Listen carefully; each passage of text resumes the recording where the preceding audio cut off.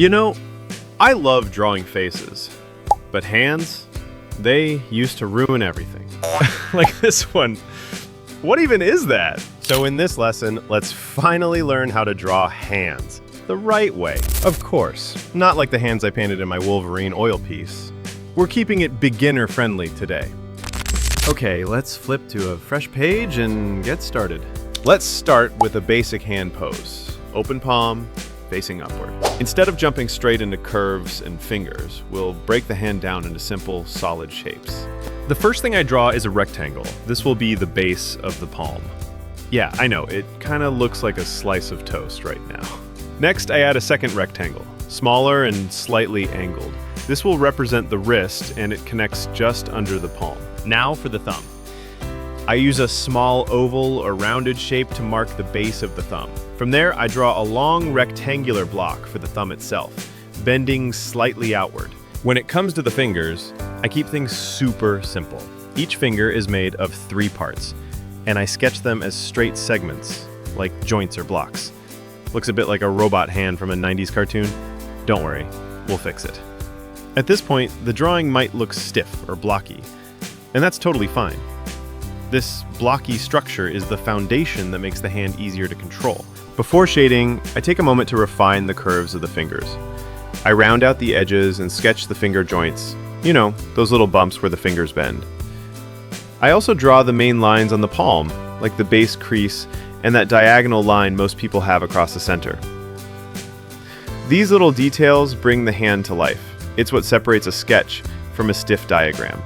Now comes the fun part, shading. Using a blending stump, I lightly shade the areas under the fingers, around the thumb, and along the palm. I'm not pressing hard, just soft, smooth tones to suggest where the shadows fall. This part's fun. Just pretend you're adding soft makeup to the drawing. Once the soft shading is in place, I grab a darker pencil, like a 4B or 6B, and reinforce the deeper shadows. I darken under the curled fingers, the creases, and the outer edges. This adds contrast and makes the hand pop. Boom! Now it actually looks like a hand and not some kind of confused potato. From a few rectangles to something realistic. That's the magic of structure and shading. All right, let's try a new hand pose. This one's a side view. The fingers are bent slightly and the palm is facing down. Just like before, I begin with a blocky shape for the palm.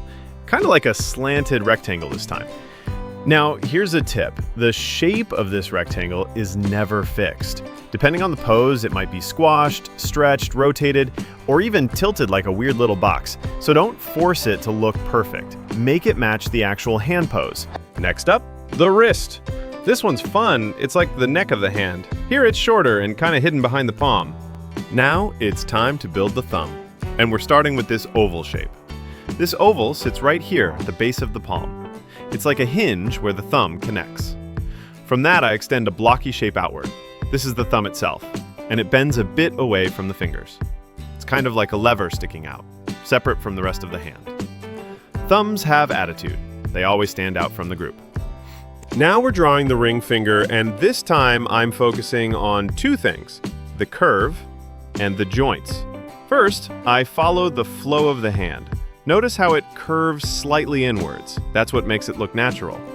Each segment of the finger gets its own little box. This helps keep the joints in place instead of spaghetti fingers. I'm drawing soft curves between the boxes, not sharp angles, because fingers are squishy, not robotic. One more thing, keep your pinky finger closer to the palm. It always wants to hide a little. All right, now I'm erasing the straight construction lines, and it's finally time to make this hand look more alive. I start by fixing the outer edges. Make sure they match the natural flow of the hand.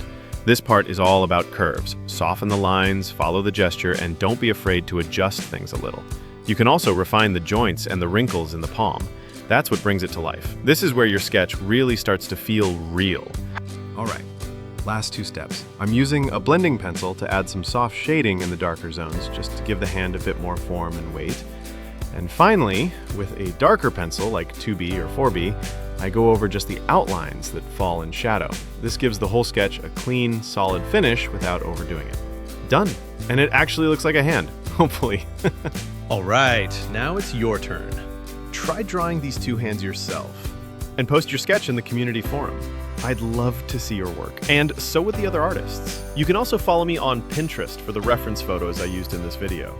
And if you found this helpful, don't forget to like, leave a comment, and maybe join the forum. It's a great place to grow and share. See you in the next video, and happy drawing!